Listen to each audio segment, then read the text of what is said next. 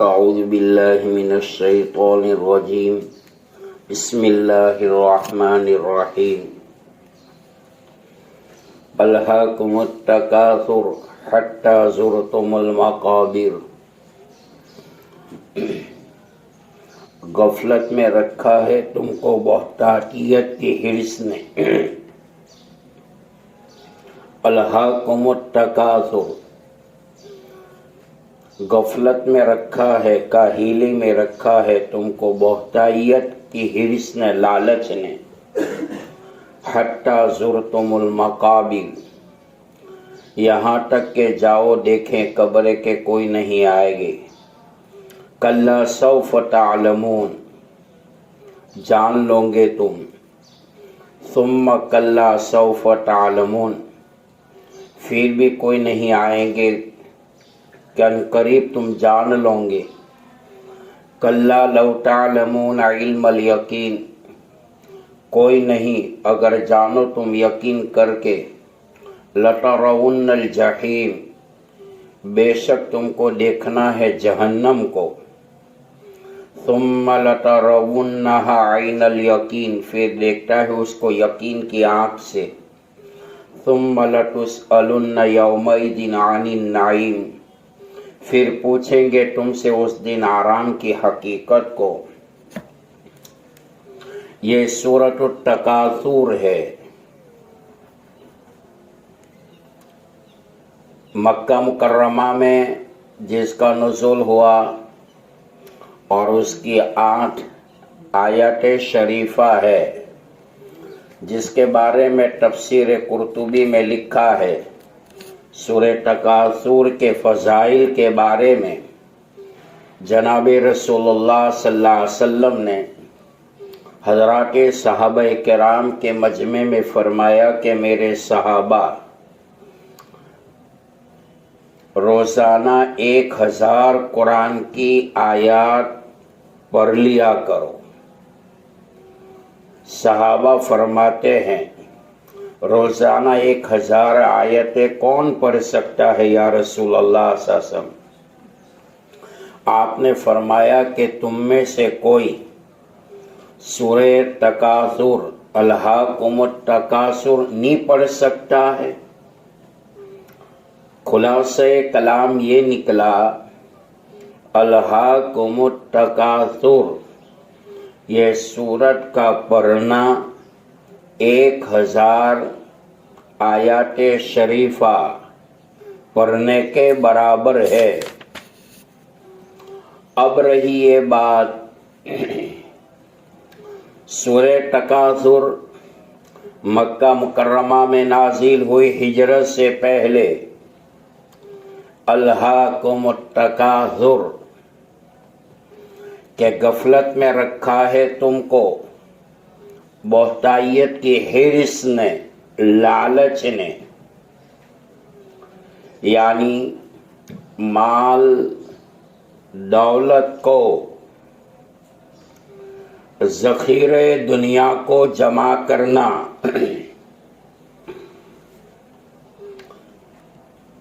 اللہ تعالیٰ کی طرف سے حضرت انسان کو جو مال دیا جاتا ہے یہ بھی اللہ کی بہت بڑی نعمت ہے،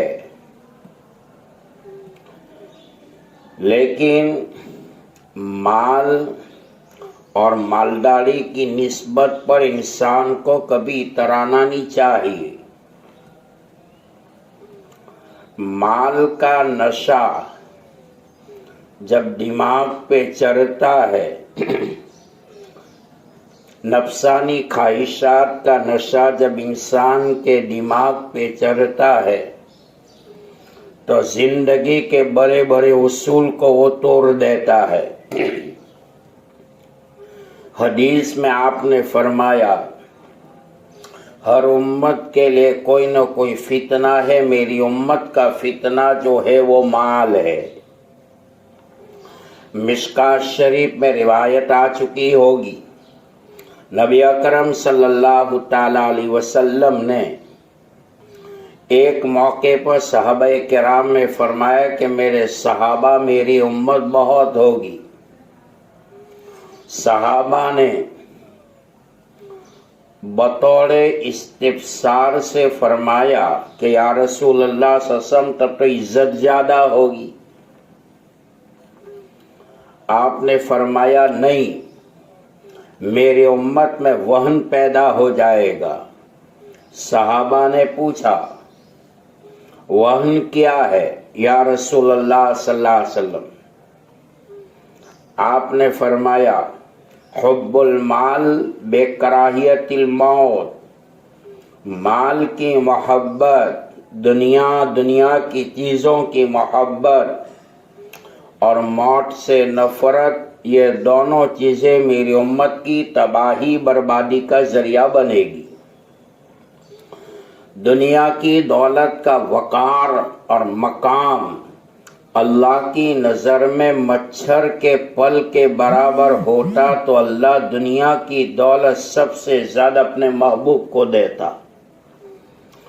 سیرت حلبیہ میں اور شبلی نعمانی سیرت النبی میں اور رئیس المحدثین مفتی ادریس صاحب کاندھلوی رحمۃ اللہ علیہ نے سیرت مصطفیٰ میں بھی لکھا ہے. مہینہ گزر جاتا تھا، آپ کے گھر میں چولہا جلانے کی نوبت نہیں آتی تھی. آپ دنیا سے پردہ فرما گئے، یہاں تک کہ 2 وقت آپ نے جو کی روٹی پیٹ بھر کر نہیں کھائی. فقر و فاقہ کے ساتھ، بڑی غربت کے ساتھ آپ نے دین کاٹے ہیں. جو مال اللہ کی ذات سے وابستہ کر دے وہ مال ہے، جو مال اللہ تک رسائی نہ کرے، نہ پہنچائے، وہ مال نہیں، وہ وبال ہے. اور جو علم اللہ کی ذات سے وابستہ کر دے وہ علم صحیح ہے، اور جو علم اللہ کی ذات تک نہ پہنچائے وہ علم نہیں، وہ جہالت ہے. قرآن پاک میں الہاکم التکاثر، یہاں پر تکاثر جو ہے کثرت سے مشتق ہے. یہ معنی ہے کہ کثرت کے ساتھ مال دولت کو جمع کرنا. رئیس المفسرین حضرت عبداللہ ابن عباس رضی اللہ تعالی عنہما اور حضرت امام حسن بصری رحمت اللہ علیہ جو بڑے تابعی ہے اور 120 صحابہ سے ملاقات کی ہے، جنہوں نے ام المومنین حضرت ام سلمہ رضی اللہ تعالیٰ عنہا کی گود میں پرورش پائی ہے. کیونکہ حسن بصری کی کم سینی کا عالم تھا.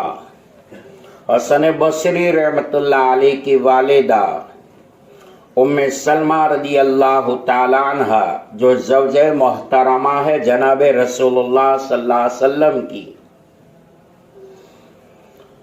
والدہ جب کام میں مشغول ہوتی تھی حسن بصری کبھی کبھار روتے تھے. ام سلمہ رضی اللہ تعالی عنہا نے آپ کو گود میں اٹھایا ہے اور آپ کی پستان مبارکہ چھاتی مبارکہ سے بھی لگایا ہے.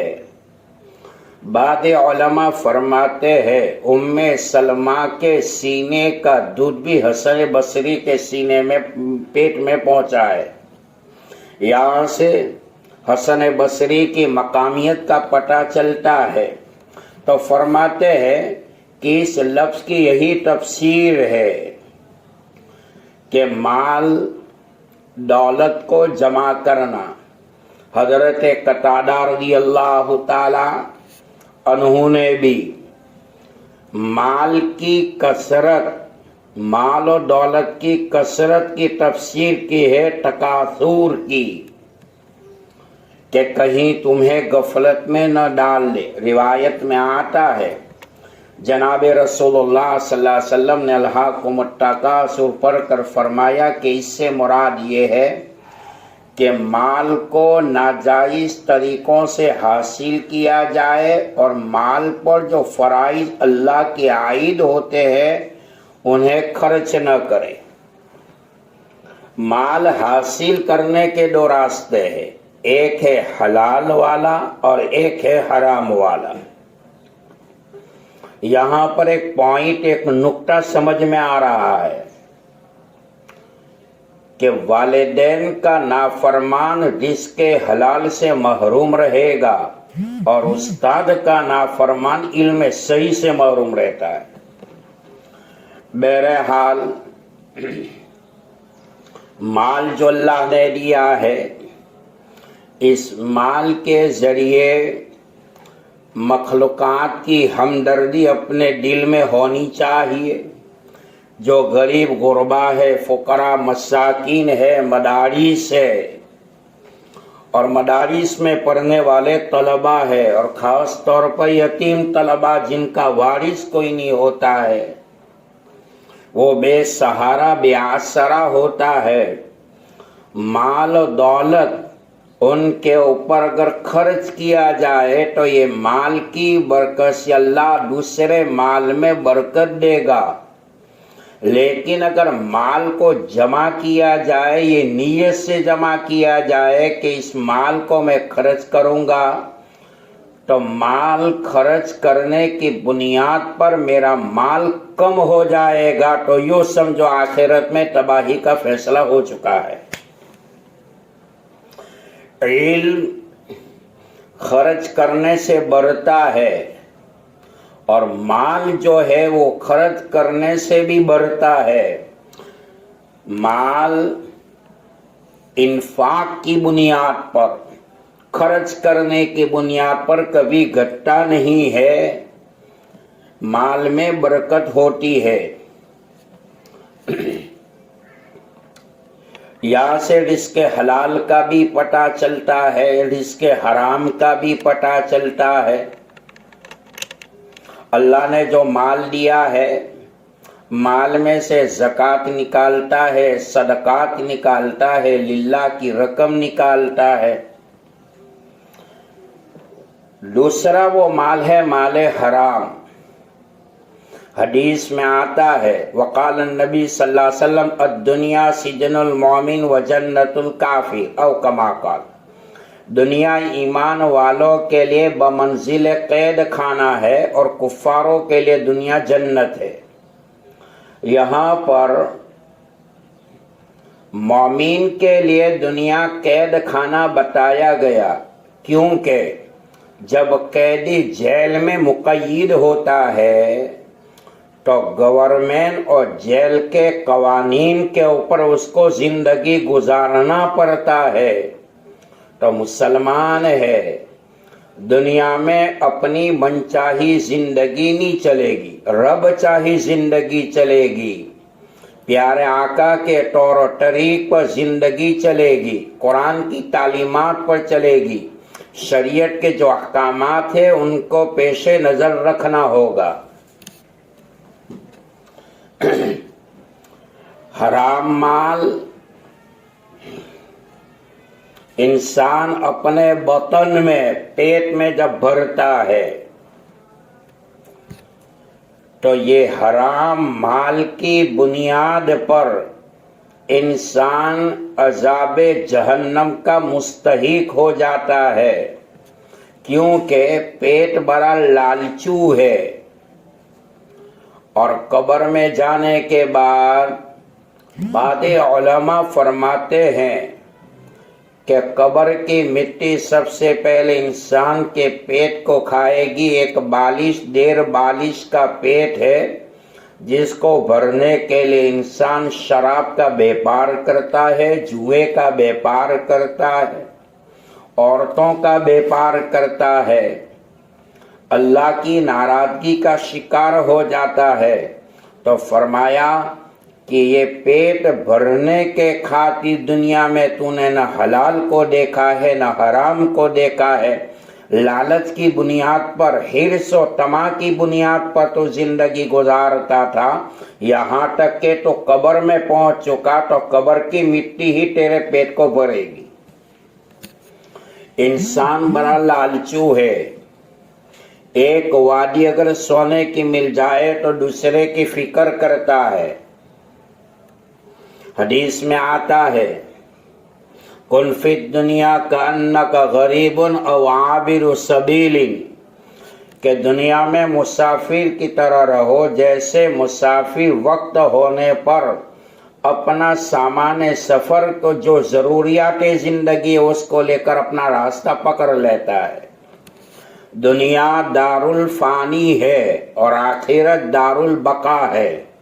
दुनिया की दौलत और सजाया हुआ बंगला इंसानों की निगाहों के सामने डरा का डरा रह जाएगा। मौत का झटका लगेगा और इंसान दुनिया में अकेला आया था, दुनिया छोड़कर कब्र में जाएगा तो अकेला जाएगा। चंद दिनों के बाद औरत भूल जाएगी, औलाद भी भूल जाएगी। माले हराम की बुनियाद पर अगर औलाद का पेट भरा है तो वो औलाद भी दुनिया में रहते माले हराम का शिकार होगी। हराम है हराम, हलाल है हलाल। कुरान पाक ता कयामत के लिए दस्तूर अमल, मकसद हयात, मशाले राह बनाकर भेजा है। अल्लाह ने आपकी जुबान मुबारका से जो फरमाया है कि हलाल हलाल है, हराम हराम है। गैर कौम के अंदर हलाल हराम की कोई तमीज नहीं है, क्योंकि सबसे पहले तो उनके पास ईमान का जो कॉइन और सिक्का होना चाहिए वो दौलत ईमान से महरूम है। उनकी जिंदगी में आप सल्लल्लाहु अलैहि वसल्लम की नबूवत और रिसालत वाला यकीन भी नहीं है, कुरान की तालीमात पर उसका यकीन नहीं है, आखिरत पर उसका यकीन नहीं है, मौत के बाद दोबारा उठाए जाने पर उसका यकीन नहीं है। वो तो ये समझते हैं खाया पिया रहे, बस मौत आ गई, मौत के बाद कुछ नहीं है, ये उनका अकीदा है। और ईमान वाला ये समझता है कि मौत के बाद कब्र में जाना है, दोबारा पैदा करेगा, कब्र के सवालात होंगे।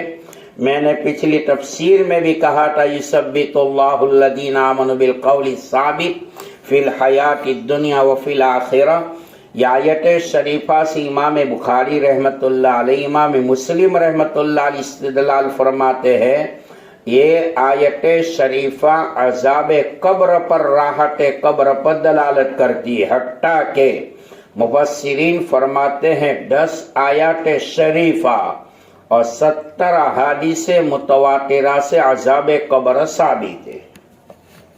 बहरहाल आगे फरमाया कि हट्टा ज़ुरतुमुल मकाबिर, यहाँ तक के ज़ियारत मकाबिर से मुराद कब्र में पहुँचना है। हदीस में आपने फरमाया है, वक़ाल नबी सल्लल्लाहु अलैहि वसल्लम अल क़ब्रु रौदतुम मिन रियादिल जन्नह औ हुफ़रतुम मिन हुफ़रिन नार औ कमा क़ाल, कि कब्र या तो जन्नत के बागीचों में से एक बागीचा है या जहन्नम के घरों में से एक घरा है। कब्र का अजाब बरहक है, कब्र का अजाब सच्चा है, इसके ऊपर हमारा यकीन है कि अल्लाह बेजान कतरों के जरिए, मनी के नापाक कतरों के जरिए इंसान को बना सकता है, उसमें रूह आत्मा डाल सकता है। बारिश के पानी से मुर्दार जमीन से घास उगा सकता है, तो मौत के आने के बाद कब्र में दोबारा पैदा करना और कयामत के मैदान में उठाना अल्लाह की चुटकी का खेल है, कोई मुश्किल नहीं, हमारा ईमान है। मौत की फिक्र, आखिरत की फिक्र उन लोगों को है कि जिसके दिल में ईमान होता है, अल्लाह वाला यकीन होता है, आपकी नबूवत और रिसालत वाला यकीन होता है, जन्नत वाला शौक होता है, जहन्नम वाला खौफ होता है।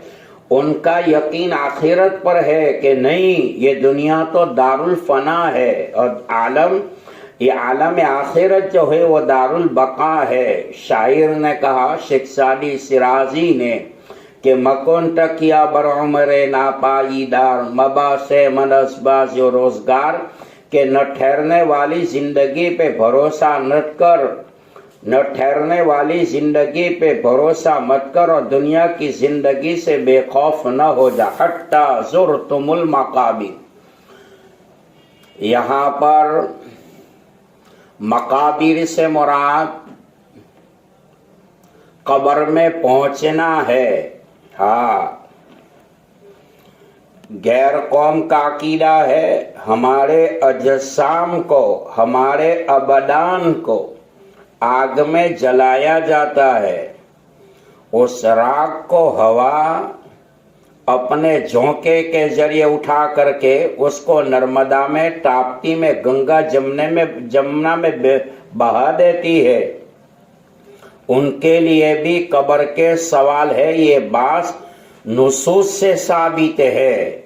اللہ اس کو دوبارہ قبر میں لائے گا. تو قبر کا جو عذاب ہے برحق ہے، چاہے مومن ہو کہ غیر مومن ہو، مسلم ہو کہ غیر مسلم ہو. حتی زرتم المقابر. یہاں پر مقابر سے مراد قبر میں پہنچنا ہے، جیسا کہ حدیث مرفوع میں خود رسول پاک صلی اللہ تعالی علیہ وسلم نے ارشاد فرمایا. حتی زرتم المقابر کی تفسیر میں فرمایا حتی یأتیکم الموت، یہاں تک کہ موت آ جائے. مطلب آیت کا یہ ہوگا کہ تم لوگوں کو مال و دولت کی بہتات یا مال، اولاد اور قبیلہ نسب کے اوپر تفاخر جو ہے وہ غفلت میں ڈال دیتا ہے. اپنے نسب کے اوپر، اپنے حسب کے اوپر، اپنے خاندان کے اوپر، اپنے باپ کی وکالت کے اوپر یا مال و دولت کی بنیاد پر انسان کو کبھی اترانا نہیں چاہیے. ایک وقت آتا ہے موت کا جھٹکا لگتا ہے تو یہ دنیا چھوٹ جاتی ہے. اسی لیے تو علماء نے فرمایا کہ انسان دنیا میں 3 چیزوں کے اوپر محنت کرتا ہے. پہلے نمبر پر یہ چاہتا ہے کہ میرا نام اونچا ہو جائے. ہر ایک یہ چاہتا ہے میرا نام بلند و بالا ہو جائے. موت کے آنے کے بعد گھر والے مرے ہوئے انسان کو میت کہہ کر پکارتے ہیں. نام چھوٹ جاتا ہے موت آنے کے بعد، میت کہہ کر اہل خاندان بھی پکارتے ہیں، نام مٹ جاتا.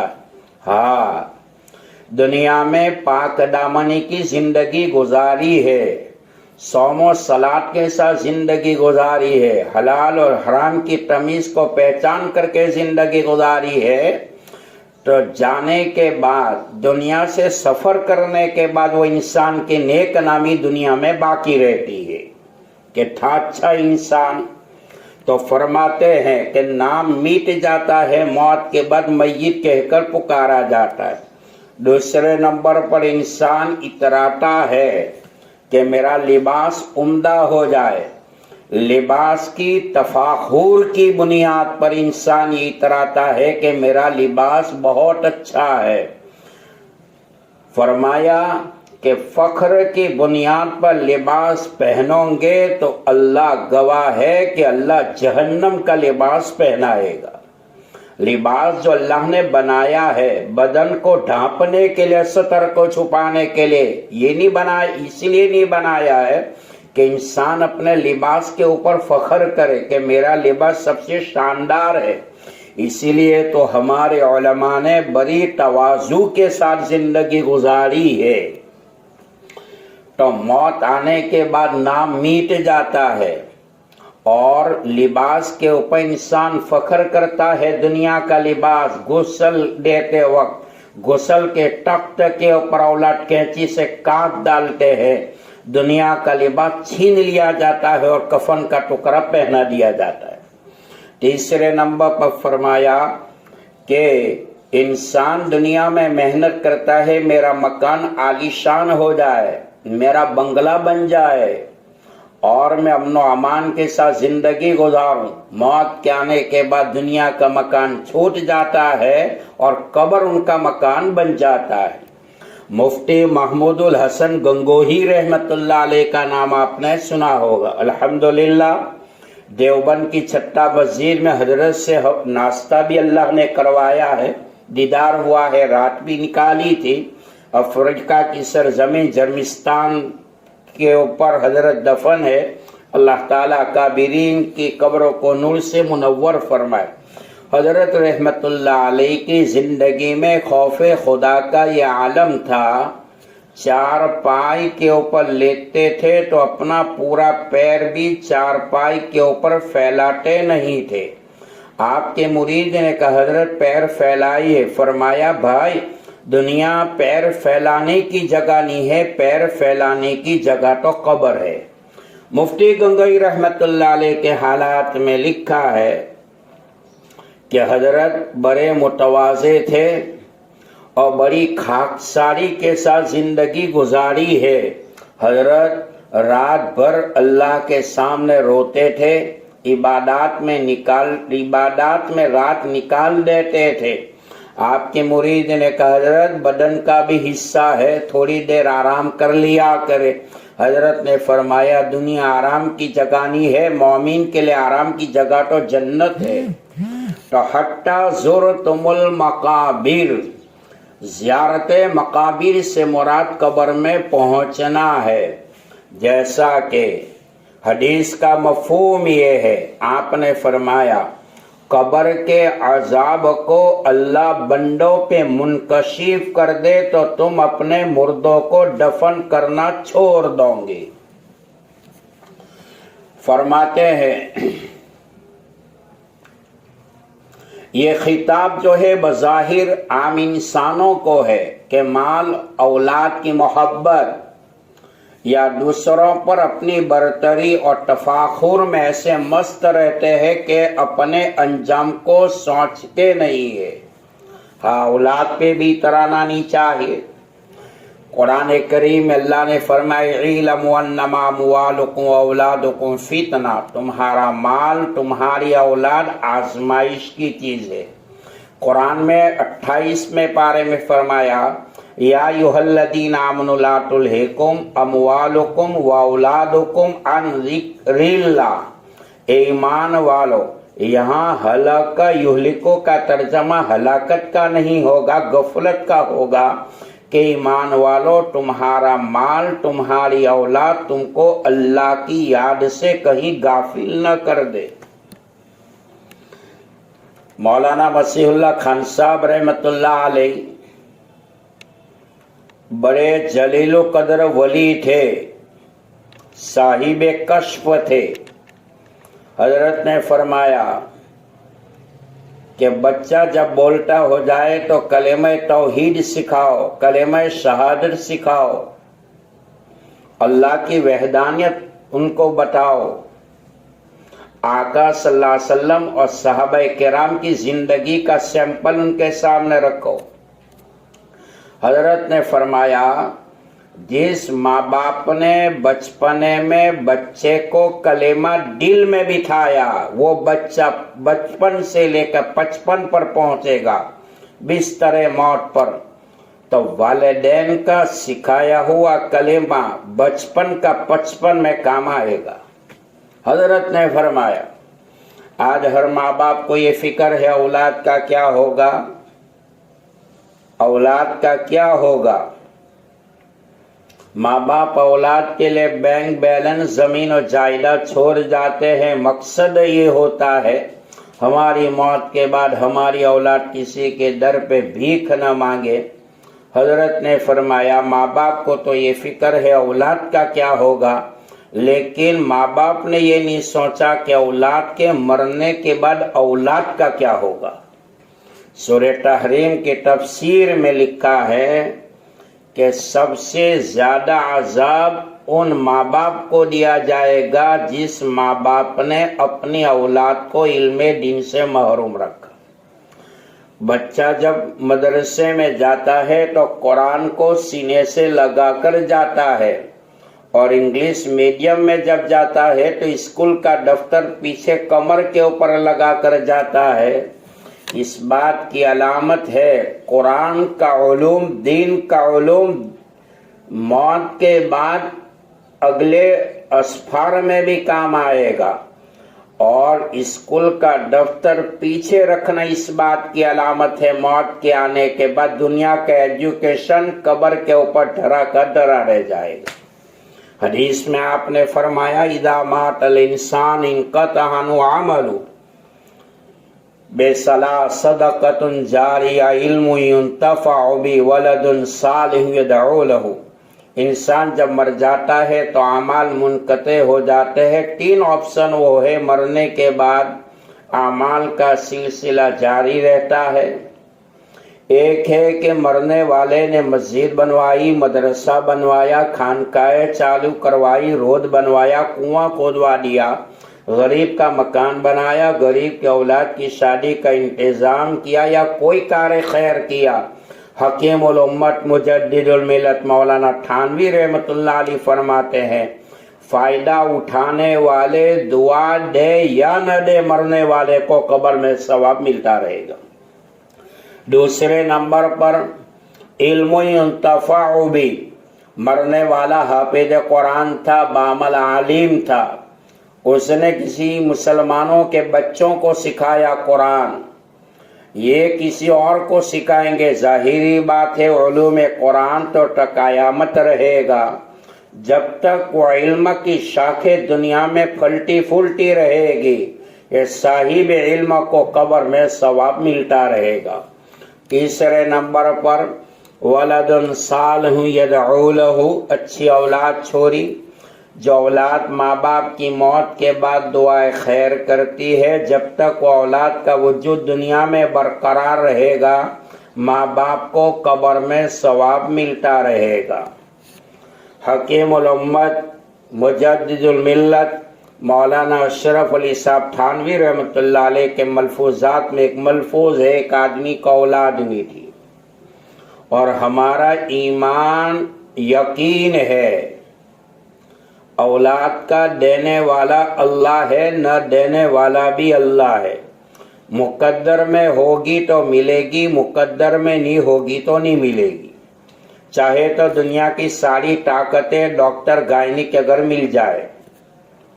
حکیم الامت تھانوی رحمۃ اللہ علیہ کے پاس ایک آدمی آیا اور اس نے شکوہ شکایت کی، حکیم الامت تھے بھائی، کہ حضرت میں ہٹا کٹا ہوں، ایک رات میں کئی مرتبہ اپنی عورت سے جمع کر سکتا ہوں، لیکن کیا معلوم اولاد کا ظہور صدور نہیں ہو رہا ہے۔ حکیم الامت تھانوی فرماتے رحمت اللہ علیہ، تھوڑی دیر کے بعد فرمایا بھائی تو نے اپنی توانائی طاقت کے اوپر اعتبار کیا ہے، اللہ کی ذات کے اوپر بھروسہ نہیں کیا۔ اللہ پہ بھروسہ کرتا، یقین کرتا تو ایک ملاقات میں اللہ تجھے اولاد دے دیتا۔ حکیم الامت تھانوی رحمۃ اللہ علیہ فرماتے ایک آدمی کو اولاد نہیں تھی، علاج معالجہ کرنے کے بعد بھی اولاد کا ظہور نہیں ہوا۔ کسی نے ان کو مشورہ دیا کہ حج میں جا، مقام ابراہیم پر جا کر دعا کر، اللہ وہاں حاجی کی دعا کو قبول کرتا ہے۔ جہاں پر حضرت ابراہیم علیہ السلام کا نقش قدم ہے، قدم مبارک ہے، مقام ابراہیم کہ جہاں پر 2 رکعت پڑھتے ہیں اور وہاں دعا بھی قبول ہوتی ہے۔ مقام ابراہیم پر جا دعا کر۔ اس نے پاسپورٹ بنوایا، ویزا کا ٹھپا لگوایا اور حج میں گیا، مقام ابراہیم پر جا کر دعا کی، اللہ دنیا کی دولت کے دہانے تو نے کھول دیے ہیں، لیکن اولاد کی دولت سے تو نے مجھے محروم رکھا ہے۔ اتفاقاً یہ ہوا، واپسی کے بعد عورت سے چند ملاقات کے بعد جو ہے وہ حمل ٹھہرا، اور 9 مہینے کے بعد ہوا تو لڑکا پیدا ہوا۔ مسرت خوشی کا یہ عالم تھا کہ کئی لوگوں کو اس نے کھانا کھلایا جذبات محبت میں، اکلوٹا لادلا بیٹا دنیا میں آیا ہے۔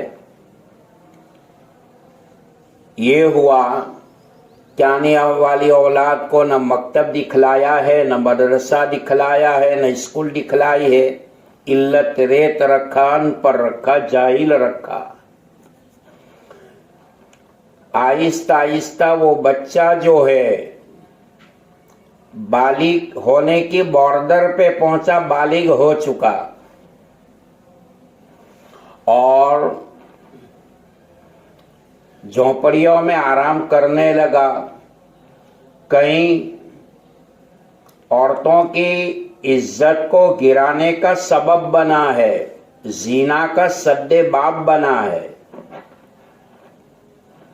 لوگوں کی شکایتیں آتی تھی، ماں باپ بیچارے روتے تھے، یہ دنیا میں نہیں آتا تو اچھا ہوتا۔ ایک مرتبہ باپ نے ان کو اپنے سامنے بٹھایا اور اپنی داستان کو کہنا شروع کیا۔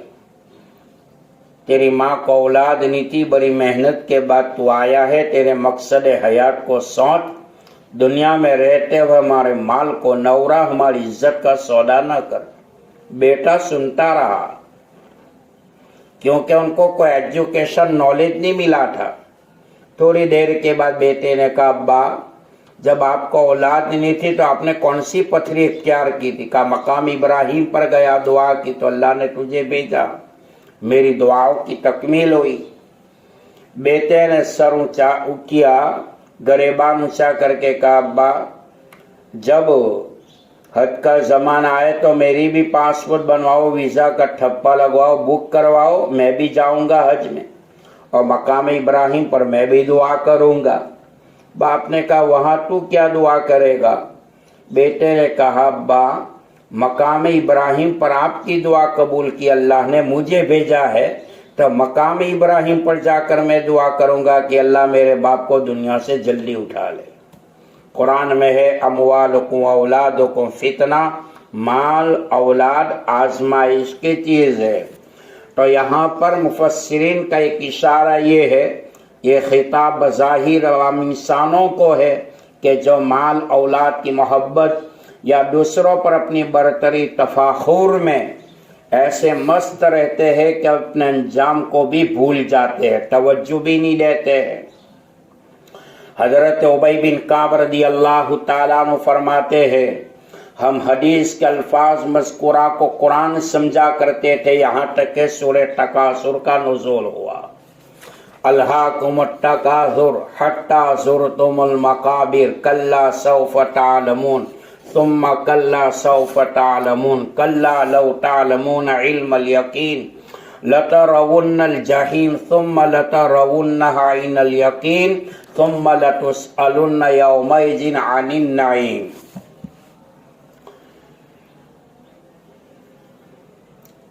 ثم لتسألن یومئذ عن النعیم کی تفسیر میں مفسرین فرماتے ہیں کہ تم سب سے قیامت کے دن اللہ کی دی ہوئی نعمتوں کے بارے میں پوچھا جائے گا۔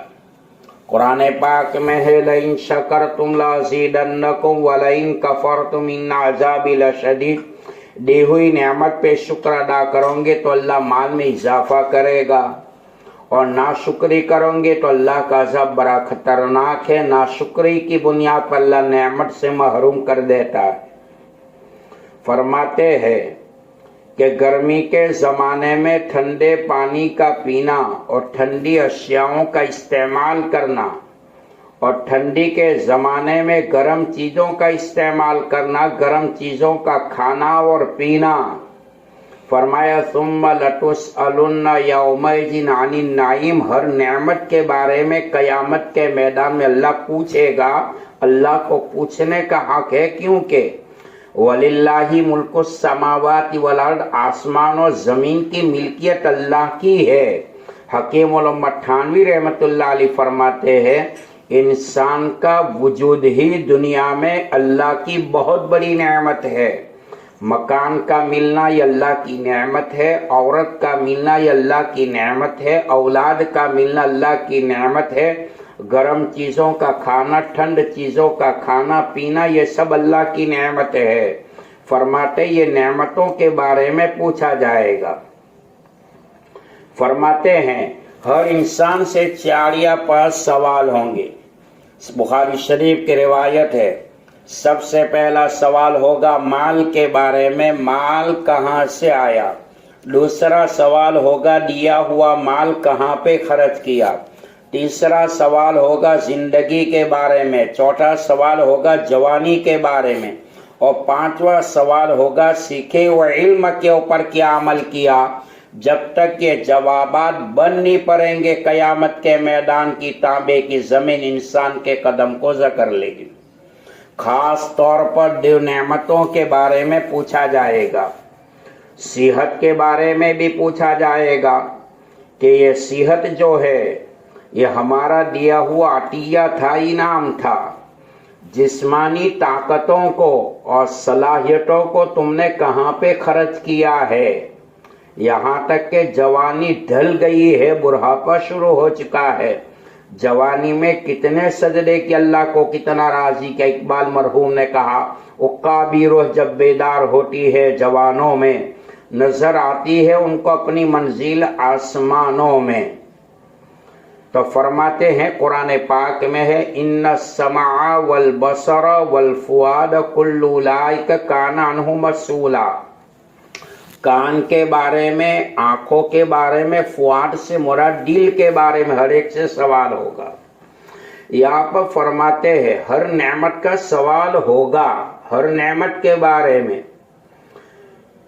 कुरान पाक में आयत शरीफा में आज़ाए जवारे में से 3 उज़्वों को बयान किया है, कान को, आंखों को और दिल को। उसका क्या मतलब है वल्लाहु आलम, हकीकत हाल तो अल्लाह बेहतर जानते हैं, लेकिन एक नुक्ता पॉइंट समझ में आता है। इन समा, कान को अल्लाह ने सुनने की सलाहियत दी है। ये कान के जरिए अगर सॉन्ग सुना होगा सेल फोन के ऊपर या किसी रेडियो के जरिए या म्यूजिक के जरिए अगर सुना होगा तो ये समझो कि कान का इस्तेमाल गलत होगा। तो फरमाते हैं ये कान की नेमत के बारे में हर इंसान से सवाल होगा। अल्लाह ताला ने इस आयत में पहले कान को बयान किया है। क्यों? सबसे पहले आने वाली आवाज कान में पड़ती है, फिर निगाह उसको देखती है कि कहाँ वो बीजे या डीजे बज रहा है, निगाह उनको देखती है। इन समा, कान ने सुना, वल बसर, आंख ने देखा, वल फुआद, फिर इसकी मोहब्बत कल्ब में उतरी है। तो हर नेमत के बारे में पूछा जाएगा, लेकिन 3 नेमतों के बारे में भी बहुत बड़ा सवाल होगा कि कान हमने दिए थे, कान को सुनने की सलाहियत हमने रखी थी, आंखों को देखने की सलाहियत, कुव्वते बिनाई हमने रखी थी, दिल को सोचने की सलाहियत हमने रखी थी। तो कान का गलत इस्तेमाल होगा, निगाहों का गलत इस्तेमाल होगा, दिल का गलत इस्तेमाल होगा। कुल्लु उलाइका काना अन्हु मसूला। इन 3 नेमतों के बारे में भी बड़ा जबरदस्त सवाल होगा।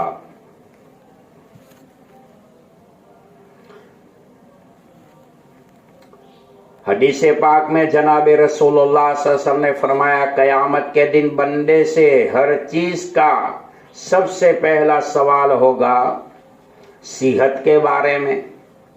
और हॉस्पिटलों का चक्कर का तो देखो, कितने बीमार वो है जो पानी तक नहीं पी सकते हैं, खाना तक नहीं खा सकते हैं, किसी का पेशाब रुका हुआ है, किसी की टॉयलेट पाखाना रुका हुआ है, कोई बीमारी की बुनियाद पर बिलबिला रहा है, और अल्हम्दुलिल्लाह हम हट्टे कट्टे हैं, सेहतमंद है।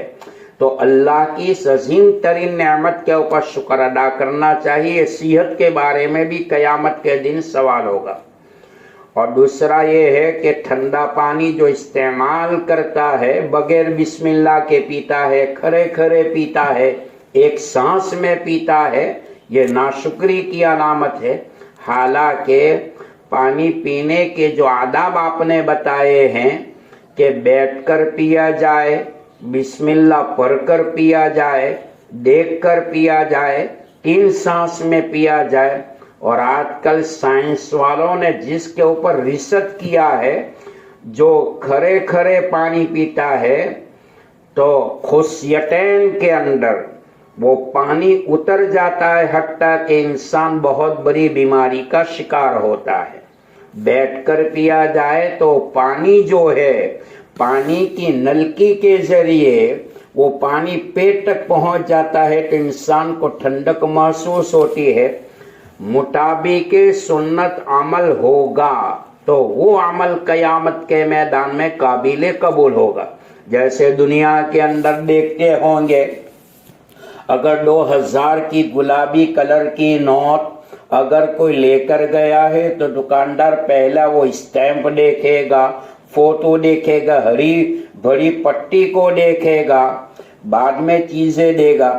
لیکن اگر نوٹ اگر جھوٹی ہے، گورنمنٹ کا اسٹیمپ نہیں ہے تو دکاندار بھگا دے گا۔ تو دنیا میں دنیاوی کرنسی کو چلانے کے لیے گورنمنٹ کا اسٹیمپ، مہر اور فوٹو کا ہونا ضروری ہے، تو اخروی اعتبار سے اعمال کی مقبول کے لیے سنت کا اسٹیمپ ہونا ضروری ہے۔ اللہ عمل کی توفیق عطا فرمائے۔ سبحان اللہ۔ ٹھیک ہے بھائی، تشریف لے جائیے۔